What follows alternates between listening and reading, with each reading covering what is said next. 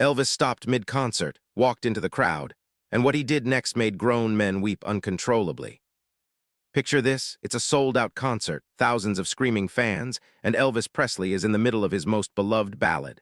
Suddenly a sound cuts through the music, a young voice, trembling but determined, singing along from somewhere in the crowd. But this isn't just any fan. What Elvis saw when he located that voice would stop him cold and lead to a moment so powerful that people who were there still can't talk about it without crying, even decades later. This is the true story of Michael Patterson, a wheelchair-bound boy whose encounter with the king of rock and roll didn't just change his life. It revealed a side of Elvis that the world desperately needed to see. Before we dive into this incredible story, do me a favor, hit that subscribe button and turn on notifications. Stories like this one need to be shared, and by subscribing, you're helping make sure these powerful moments of human connection aren't forgotten. All right, let's get into it. Michael Patterson was 11 years old in the summer of 1974, and he was obsessed with Elvis Presley. I'm not talking about the casual kind of fandom where you know a few songs.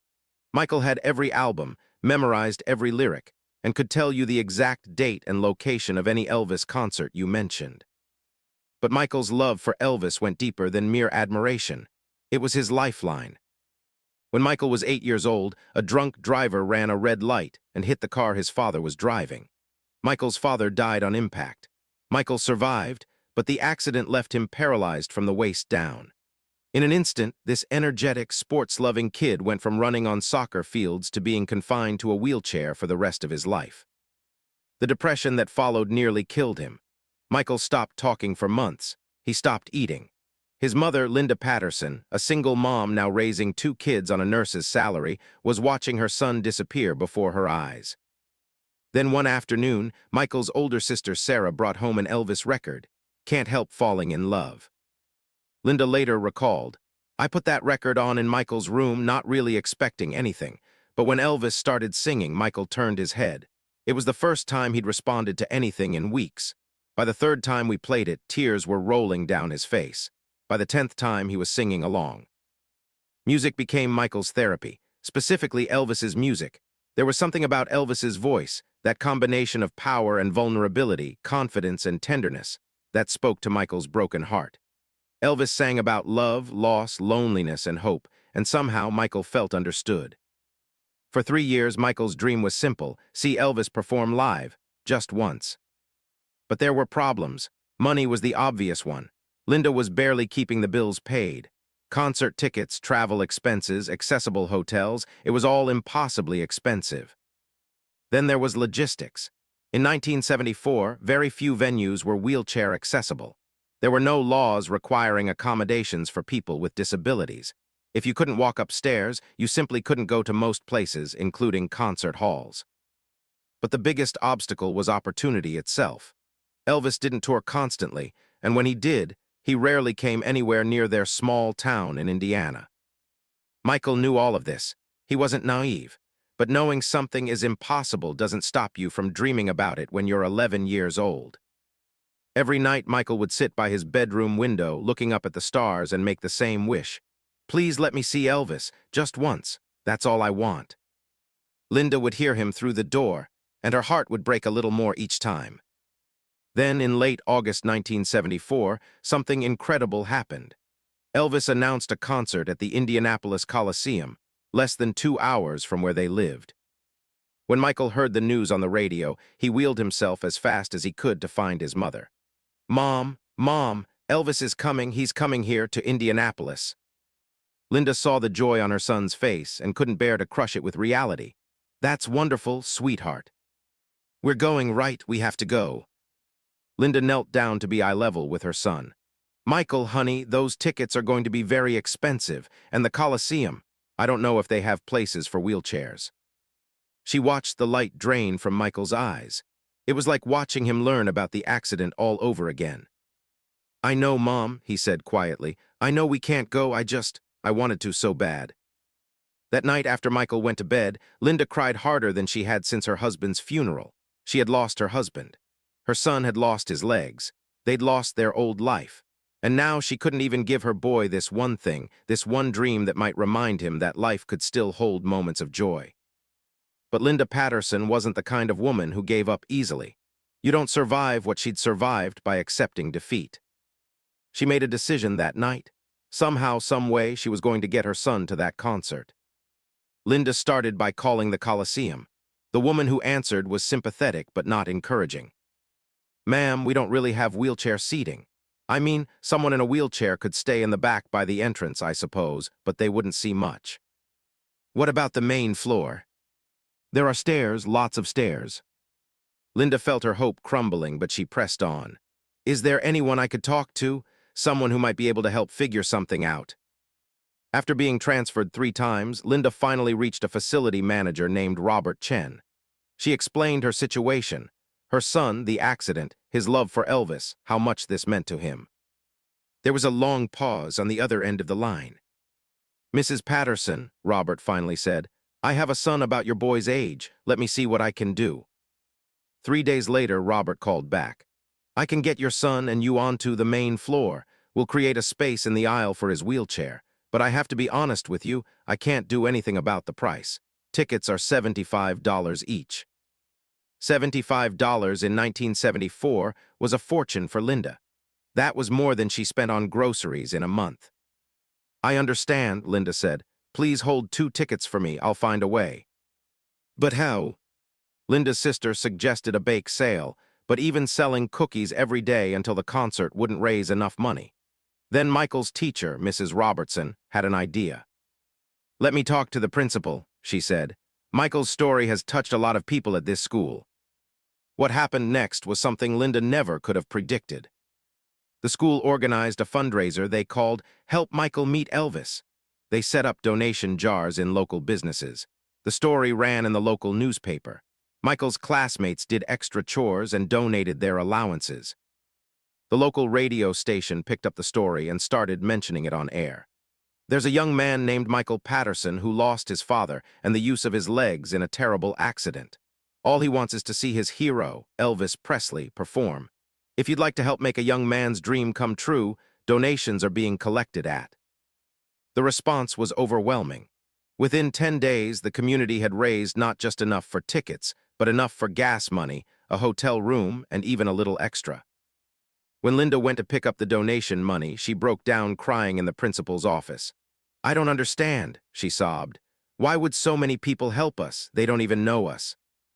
Mrs. Robertson smiled gently. "Linda, everyone wants to believe in something good. Your son's dream gave this whole community a chance to be part of something beautiful. You didn't just accept the gift, you gave them one too." September 7, 1974. The Patterson family woke up before dawn for the drive to Indianapolis. Michael had barely slept. He'd laid out his clothes the night before, his best shirt, the one he usually wore to church, and a homemade Elvis pin that Sarah had crafted for him. Linda had packed snacks, water, Michael's medications, and extra cushions for his wheelchair. She'd called the Coliseum twice to confirm that their special accommodations were still in place. The drive felt eternal to Michael. Every mile marker was a countdown to the most important night of his life. "What if he doesn't sing, can't help falling in love?" Michael worried aloud. "He will," Sarah assured him.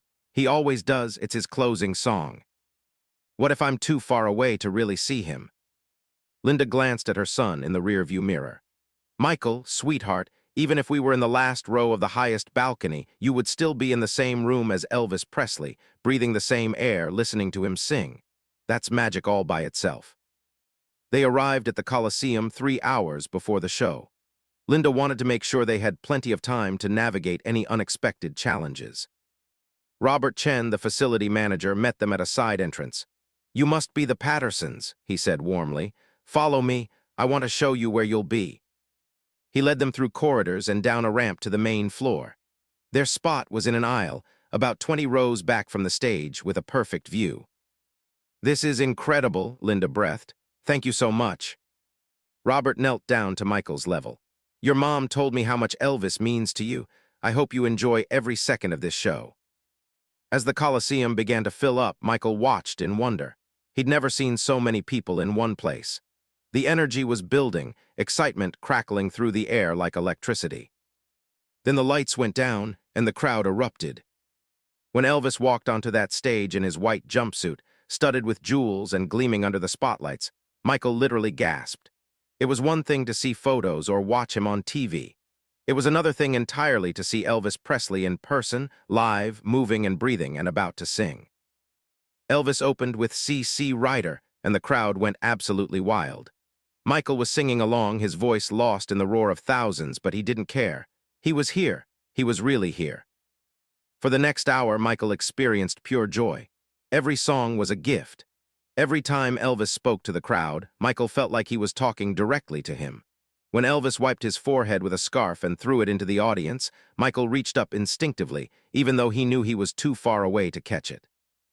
Then, about halfway through the concert, Elvis began the opening notes of Can't Help Falling in Love.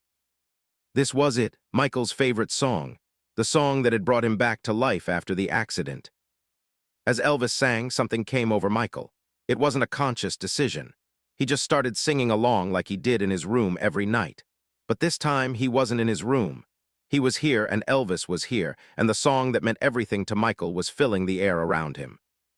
What Michael didn't realize was that in the brief pause between verses, during one of those quiet moments where Elvis let the music breathe, Michael's young voice, clear and pure and filled with emotion, carried through the immediate area around him. Several people nearby turned to look at this boy in a wheelchair, eyes closed, singing with his whole heart. And someone else noticed too. Elvis had been performing long enough to develop an almost supernatural awareness of his audience. He could feel energy shifts. He could sense unusual moments. And something about this particular performance of this particular song felt different. During the instrumental bridge, Elvis scanned the crowd, and that's when he saw him. A boy in a wheelchair, maybe 20 rows back, singing along with tears streaming down his face. Their eyes met for just a second, and something passed between them. Recognition, connection, understanding. Elvis had been doing concerts for nearly 20 years. He'd performed for presidents and prisoners, for hundreds and for thousands. But there was something about this moment, this boy, that struck him deeply. After the song ended and the applause died down, Elvis did something unusual. Instead of moving immediately into the next song, he spoke to the crowd. You know, folks, I've been singing that song for a long time, a real long time, and every time I sing it, it means something a little different. Tonight, I saw someone out there singing it like it meant something real special to them. The crowd quieted, unsure where Elvis was going with this. There's a young man out there in the audience, sitting about 20 rows back. Son, can you hear me? Michael's heart stopped. Was Elvis talking to him? Linda grabbed her son's hand. Sarah's eyes went wide. Young man in the wheelchair, Elvis continued. I saw you singing along. You know every word, don't you? Michael managed to nod, even though he wasn't sure Elvis could see him from the stage. What's your name, son? Michael's voice came out as barely a whisper. Michael. Michael, Elvis repeated. Can't hear you too well up here. Michael, how old are you? 11, several people around Michael shouted on his behalf. Elvis nodded. 11 years old, that's a good age. Michael, I'm going to ask you something, and I want you to be honest with me. Is that your favorite song? Yes, this time Michael's voice was stronger, carrying with help from the people around him who were now completely invested in this unexpected interaction. Why is it your favorite? The arena was dead silent. Thousands of people waited for an 11-year-old boy's answer. Michael didn't know what to say. How could he explain that this song had pulled him out of the darkest period of his life? That Elvis's voice singing these words had given him a reason to keep going when he wanted to give up? That this song represented hope when everything else represented loss? Before Michael could formulate an answer, Linda surprised herself by standing up and shouting, "Because your music saved his life." Elvis shaded his eyes against the spotlights, trying to see better. Ma'am, what did you say? Linda's voice was shaking, but she spoke loud and clear. My son was in an accident. He lost his father and the use of his legs. He stopped talking, stopped living. Your music, especially that song, brought him back. You saved him, Elvis. Your voice saved my boy. The emotional weight of that statement hung in the air. You could feel it, tangible as humidity before a storm. Elvis stood very still for a long moment. Then he did something that nobody expected. He handed his microphone to a backup singer and walked off the stage. The crowd murmured in confusion. Had something gone wrong? Was Elvis sick? But Elvis wasn't leaving. He was walking down the steps at the side of the stage, onto the main floor, and heading directly toward Michael Patterson. The crowd parted as Elvis made his way up the aisle. People reached out to touch him, but his security team, quickly following behind, created a path. When Elvis reached Michael's wheelchair, he knelt down. "Hello, Michael," Elvis said softly, his speaking voice even more beautiful up close than it was from the stage. "It's very nice to meet you." Michael couldn't speak, couldn't move, couldn't believe this was actually happening. Elvis smiled gently. "Your mama says my music helped you through a hard time. Is that true?" Michael nodded, tears now flowing freely. "Can you tell me about it?" Elvis asked. "If you want to, I mean no pressure." And somehow in that moment, Michael found his voice. "My dad died, and I couldn't walk anymore, and I didn't want to be alive. But then I heard you singing, and it made me feel less alone, like maybe things could be okay someday." Elvis's eyes glistened with tears. "Your dad, when did he pass?" 3 years ago, I was 8. "I lost my mama when I was young," Elvis said quietly. "Different situation, but that kind of pain, it never really goes away, does it? You just learn to carry it different." Michael shook his head. "No, sir, it doesn't go away." "But you're here now, and you're strong. You know how I can tell you're strong." "How?" "Because you kept going. A lot of people, when something that bad happens, they give up. But you didn't. You found something to hold on to, even if it was just a silly song sung by a guy in a rhinestone suit." Michael laughed through his tears. "It's not silly, it's the most beautiful song ever written." Elvis smiled. "You know what, Michael, I agree with you, and I'll tell you something I've never told anyone before. When I sing that song, I think about everyone I've ever loved. My mama, my daddy, my friends. It's like a prayer almost. Does that make sense?" "Yes, sir, that's exactly what it is." Elvis looked up at Linda. "Ma'am, would it be all right if Michael came up on stage with me?" Linda covered her mouth with both hands, nodding frantically. "Michael," Elvis said, "would you like to come up and help me finish the show?" I can't walk," Michael said, a flicker of old pain crossing his face. "Son, I can see that, but I can carry you. Would that be okay?" Before Michael could answer, Elvis gently lifted him from his wheelchair. Michael weighed next to nothing, a small 11-year-old, made even smaller by the weight of all he'd endured. As Elvis carried Michael Patterson toward the stage, the crowd rose to its feet. The applause started slow and built into a thunderous standing ovation that shook the building. Elvis climbed the stage stairs with Michael in his arms and carried him to the piano. He sat down on the bench and settled Michael right beside him. "Folks," Elvis said into the microphone, "this is my new friend Michael. We're going to sing a song together. Michael, you know, can't help falling in love, right?" "I know all your songs," Michael said, and the audience laughed warmly. "Well, good, because I forget the words sometimes," Elvis joked, getting another laugh. "You'll have to help me out if I mess up." Elvis began playing the piano, the familiar opening chords of "Can't Help Falling in Love" filling the Coliseum once again. But this time was different. This time, when Elvis began to sing, he was looking right at Michael. And when he reached the end of the first verse, he nodded at Michael, inviting him to join in. Michael's voice, thin and young and trembling with emotion, blended with Elvis's rich, powerful vocals. It shouldn't have worked. By all technical measures, it was an odd combination, but somehow it was absolutely perfect. The audience wasn't screaming this time. They were crying, openly weeping at the beauty of what they were witnessing. "Wise men say only fools rush in," they sang together, Elvis occasionally dropping out to let Michael's voice carry alone. "But I can't help falling in love with you." When they reached the bridge, Elvis played the piano with one hand and wrapped his other arm around Michael's shoulders.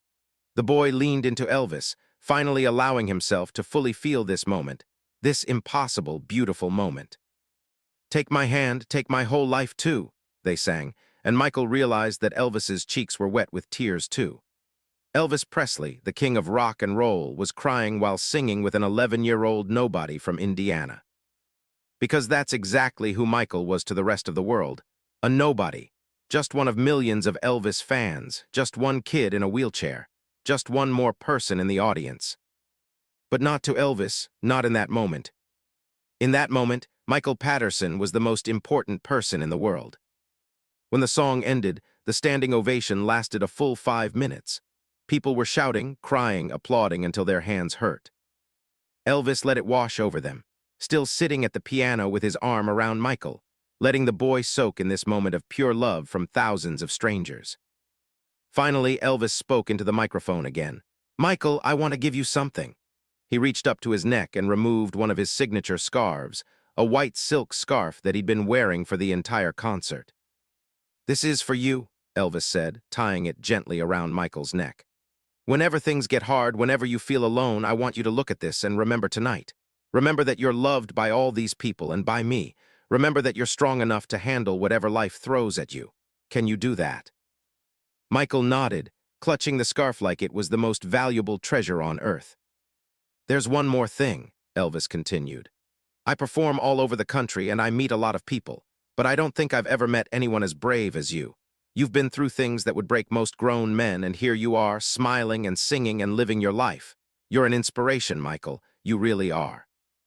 Elvis turned to address the audience. "Ladies and gentlemen, I've been famous a long time. I've had hit records and sold-out shows and met presidents, but none of that matters as much as this right here. This is what it's all about, connecting with people, sharing something real. Michael reminded me of that tonight. Let's hear it for Michael Patterson, the bravest kid I've ever met." The audience roared again, and this time Michael looked out at all those faces, all those people cheering for him, and he felt something he hadn't felt since before the accident. He felt seen. Not as the kid in the wheelchair, not as the boy who lost his dad, not as the object of pity, but as himself, as Michael, as someone who mattered. Elvis carried Michael back to his wheelchair, but before he set him down, he whispered something in his ear that only Michael could hear. "Your daddy would be so proud of the young man you're becoming. I know I am." Those words, spoken so quietly that not even Linda could hear them, became Michael's most treasured memory of that night. More than the singing, more than the scarf, more than the standing ovation, it was those private words that stayed with him forever. Elvis finished the concert, but it was clear that the encounter with Michael had affected him deeply. His performances of the remaining songs were even more emotional than usual, and when he finally took his final bow, he looked back at Michael and smiled. The drive home that night was quiet, but it wasn't the sad silence that had characterized so much of their lives since the accident. It was a peaceful, contented quiet, the silence of people who had just witnessed something sacred and needed time to process it. Michael fell asleep in the car, Elvis's scarf still wrapped around his neck, a small smile on his face. Linda looked at her son in the rearview mirror and felt something she hadn't felt in 3 years. Hope. Real, genuine hope for Michael's future. When they got home, their answering machine was full. The concert had been attended by several journalists, and word of what Elvis had done was already spreading. Local news stations wanted interviews. The newspaper wanted to do a story. Everyone wanted to hear about the boy who sang with Elvis. But Linda protected Michael's privacy. She gave one interview to their local paper on the condition that they respected their family's need for normalcy. She didn't want Michael to become defined by this one moment, as magical as it was. The article ran with the headline, "Local Boy's Dream Comes True, Elvis Stops Concert for Wheelchair-Bound Fan." The story was picked up by wire services and appeared in newspapers across the country. People sent letters to the Patterson home, hundreds of them. Letters from other parents of disabled children. Letters from people who had lost loved ones. Letters from Elvis fans who had been at the concert and wanted the Patterson family to know how moved they were by what they'd witnessed. One letter came from Robert Chen, the facility manager who had arranged their seats. It said simply, "Thank you for letting me be a small part of something beautiful. Last night reminded me why I love my job." But the real story of that night isn't about the publicity or the letters. It's about what changed inside Michael Patterson. Before the concert, Michael had been surviving, getting through each day, managing his grief and his disability, but never really embracing life. After the concert, something shifted. It was like a door had opened inside him and light was pouring in. He started participating more at school. He joined the adapted sports program. He made new friends. He even started standing up for other kids who were being bullied, a remarkable turnaround for a boy who just months earlier had barely spoken. Linda later said, "It was like Elvis gave Michael permission to be happy again. Like Michael had been waiting for someone to tell him it was okay to move forward, and Elvis, without even meaning to, gave him that permission. Michael's teacher, Mrs. Robertson, noticed the change immediately. Michael came back to school a different kid, more confident, more engaged. He started raising his hand in class, volunteering for activities. It was remarkable to see. The scarf that Elvis had given Michael became his most prized possession. He kept it in a special box and would take it out whenever he needed encouragement. Before big tests, before doctor's appointments, before difficult physical therapy sessions, Michael would hold that scarf and remember what Elvis had told him about being brave. Years later, when Michael was in high school, he wrote an essay about that night for his college applications. In it, he wrote, "Elvis Presley taught me that my value isn't determined by what I've lost, but by who I choose to be. He saw me, really saw me, not as a tragedy or a charity case, but as a person worth knowing. That's the greatest gift anyone has ever given me." Michael got into every college he applied to. What many people don't know is that the encounter with Michael affected Elvis just as profoundly as it affected Michael. Joe Esposito, Elvis's longtime friend and road manager, later recalled, "After that concert in Indianapolis, Elvis was different, quieter, more reflective. He kept talking about that kid, wondering if he was okay, if the attention had been too much for him." Elvis had his people track down the Pattersons' phone number. A few days after the concert, Elvis called their home personally. Linda answered the phone to hear, "Hello, ma'am, this is Elvis Presley. I hope I'm not calling at a bad time. I was wondering if I could speak to Michael." Linda nearly dropped the phone. Elvis and Michael talked for nearly an hour. They talked about music, about loss, about dealing with hard times. Elvis told Michael stories about his mother, about how much he missed her, about how music had been his way of coping with grief. "Michael," Elvis said during that call, "you and me, we're more alike than you might think.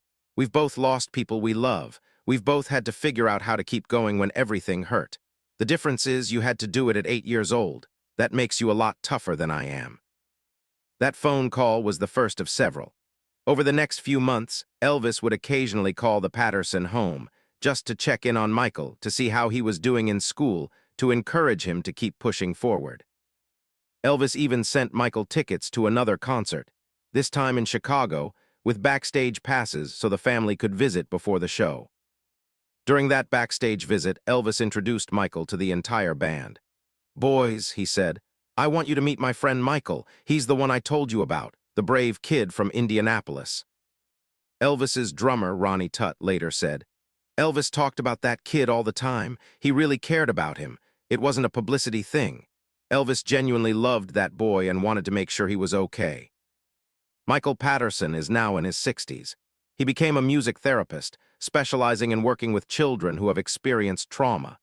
He spent his entire career using music to help other kids the way Elvis's music helped him. He married, had 2 children of his own, and by all accounts has lived a full, meaningful life despite the challenges posed by his disability. He still has the scarf Elvis gave him. It hangs in a frame in his office, alongside a photo from that magical night.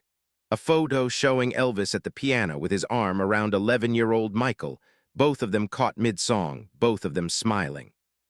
When Michael's clients ask about the scarf, he tells them the story. But he doesn't tell it to brag or to name drop. He tells it to illustrate a point. That one moment of genuine human connection can change the trajectory of an entire life. "Elvis gave me hope when I had none," Michael often says. "He saw me as a person, not a condition. He treated me with respect and dignity and love. And in doing so, he showed me that my life still had value, that I still had something to contribute to the world. Everything good that's happened in my life since then can be traced back to that night." Linda Patterson passed away in 2015, but before she died, she gave an interview where she said, "People think of Elvis as this larger-than-life figure, the king of rock and roll. But to me, he'll always be the kind man who knelt down to talk to my son, who carried him onto a stage in front of thousands of people and treated him like he was the most important person in the world. That's who Elvis really was." The story of Elvis and Michael reminds us of something we tend to forget in our celebrity-obsessed culture. Fame is worthless unless you use it to lift others up. Elvis could have acknowledged Michael with a wave and moved on. That would have been more than most performers would do. But Elvis understood something that many people in positions of power and influence never learn: the profound impact that a small act of kindness can have. Elvis stopped his concert. He walked into the audience. He carried a wheelchair-bound boy onto the stage. He sang with him, cried with him, gave him a personal gift, and followed up to make sure he was okay. Why? Because Elvis understood what it felt like to suffer. He'd lost his mother. He'd grown up poor. He'd faced ridicule and rejection. And he never forgot those feelings, never let fame insulate him from empathy. There's a lesson here for all of us, whether we're famous or not. We all have opportunities every day to see people, really see them, in their full humanity. We all encounter people who are struggling, who are hurting, who just need someone to acknowledge their pain and their worth. The question is, do we take those opportunities? Do we stop what we're doing to pay attention? Do we set aside our own agendas to meet someone else's need?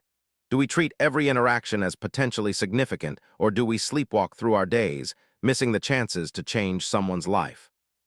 Elvis had 18,000 people waiting for him to continue his concert. He had a set list to finish, a schedule to keep, a professional obligation to fulfill. He had every excuse to give Michael a quick acknowledgement and move on.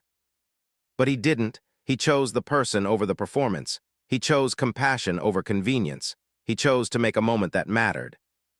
The night that Elvis carried Michael Patterson onto that stage and sang with him, he wasn't just changing one boy's life. He was showing us all what it means to be truly human. To see people, to care about them, to use whatever platform or power or resources we have to make someone else's burden a little lighter, their hope a little brighter, their life a little better. That's the real lesson of this story. Not that Elvis was a great performer, we already knew that. But that Elvis was a great person because he understood that the greatest use of fame is to shine a light on those who feel invisible. Michael Patterson was supposed to be just another face in the crowd that night. Instead, Elvis made him the star of the show. And in doing so, Elvis gave us all a reminder of what really matters. Not the applause, not the accolades, not the achievements we rack up or the status we accumulate. What matters is how we treat people, especially the people who can't do anything for us, especially the people the world has overlooked, especially the people who need more than anything to be reminded that they matter. Elvis gave that gift to Michael Patterson on September 7, 1974. And Michael has spent the rest of his life paying it forward, giving that same gift to countless others. That's the real legacy of that night. Not just one changed life, but a ripple effect of compassion that continues to this day. If this story moved you, please hit that like button and share this video with someone who needs to hear it. Stories like this remind us of the best of what humanity can be, and they're worth spreading far and wide. I want to hear from you in the comments. Have you ever had a moment where someone saw you, really saw you, and changed your life? Or have you been able to be that person for someone else? Share your stories. Let's create a space where we celebrate these moments of human connection. And if you haven't already, subscribe to this channel and hit that notification bell. We share true stories about compassion, courage, and the beautiful moments that remind us what really matters in life. Thanks for watching, and remember, you never know when you might have the chance to be someone else's Elvis. Don't miss it.